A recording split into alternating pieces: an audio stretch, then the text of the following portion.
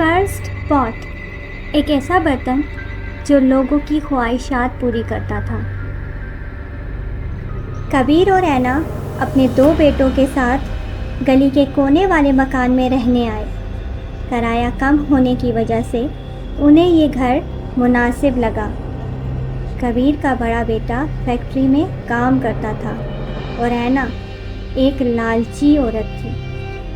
گھر کی صفائی کے دوران اسے مٹی کا ایک برتن ملا۔ اس کی نقش و نگاری دیکھ کر اینا نے سوچا اسے مہنگے داموں بیچا جا سکتا ہے۔ ابھی وہ یہ سوچ ہی رہی تھی کہ برتن میں اسے ایک پیپر نظر آیا۔ اس پر بڑا بڑا لکھا ہوا تھا کہ یہ برتن لوگوں کی 3 خواہشات پوری کرتا ہے، لیکن خواہش کے بدلے اپنی کوئی قریبی چیز کی قربانی دینا ہوگی۔ اینا نے آخری الفاظ کو نظر انداز کرتے ہوئے اپنی پہلی خواہش کی، میں چاہتی ہوں کہ میں ایک امیر ترین عورت بن جاؤں۔ اسی وقت برتن چمکنے لگا اور اس کی خواہش پوری ہو گئی۔ اگلے روز وہ اٹھ کر کیا دیکھتی ہے کہ وہ گھر ایک عالی شان گھر میں تبدیل ہو گیا ہے۔ گھر میں رکھی ہر چیز قیمتی لگ رہی تھی اور اینا کی خوشی کا تو ٹھکانہ نہ رہا۔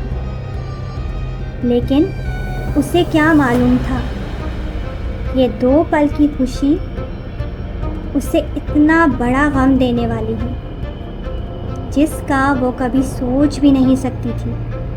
اچانک ٹیبل پر رکھا فون بجنے لگا اور ایک بری خبر اس کی منتظر تھی۔ اس کا بڑا بیٹا جو فیکٹری میں کام کرتا تھا، فیکٹری میں آگ لگنے کی وجہ سے جل کر مر گیا۔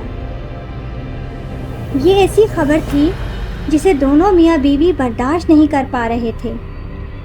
وہ بھاگتی ہوئی اسی برتن کے پاس پہنچی کہ شاید وہ برتن ہی اس کی کچھ مدد کر سکے۔ اپنی دوسری خواہش مانگتے ہوئے اس کے ہاتھ کانپ رہے تھے۔ اسے اپنا بیٹا واپس چاہیے تھا کہ اچانک دروازے پر دستک ہوئی اور خوف سے اس کی آنکھیں پھیل گئیں۔ اس کے بیٹے کی روح دروازے کے باہر کھڑی ماں کو بلا رہی تھی۔ اس کے ہاتھ کانپنے لگے اور نہ چاہتے ہوئے بھی اس نے اپنی تیسری خواہش مانگی کہ مجھے کچھ نہیں چاہیے، سب کچھ لے لو، مجھے کچھ نہیں چاہیے۔ اس کی تیسری خواہش کے پورے ہوتے ساتھ ہی وہ برتن چکنا چور ہو گیا اور اینا اسی ٹوٹے پھوٹے گھر میں خالی ہاتھ رہ گئی۔ اسے اس کی لالچ کی بہت بڑی سزا ملی۔